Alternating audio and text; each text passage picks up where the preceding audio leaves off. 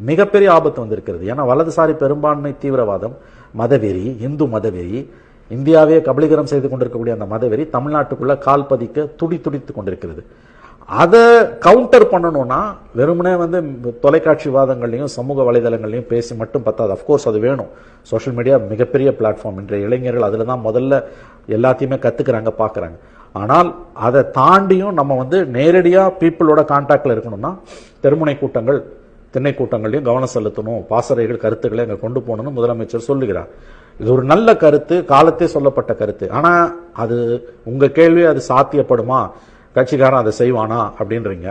செஞ்சாங்கன்னா அவங்களுக்கு நல்லது, இல்ல புத்தி வரலன்னா அதற்கான விலையை அவர்கள் கொடுப்பார்கள்.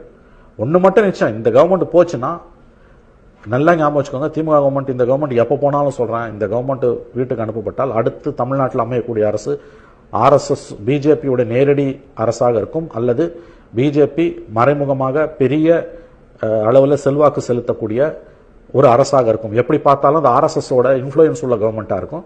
அது தமிழ்நாட்டை சவக்குழிக்கு தள்ளும் என்பது மட்டும் சத்தியம். இந்த புரிதல் திமுகவுக்கும் இருக்கணும், மற்ற மதசார்பற்ற சக்திகளுக்கும் இருக்கணும். அதனாலதான் முதலமைச்சரோட உரையை ஒரு வேக்கப் காலா நான் பார்க்கிறேன். இது எல்லாருக்கும் புரியணும், கட்சிக்காரனுக்கும் புரியணும், திருவாளர் பொதுஜனக்கும் புரியணும், அமைச்சர்களுக்கும் புரியணும். இல்லைன்னா நஷ்டம் எல்லாருக்கும் தான்.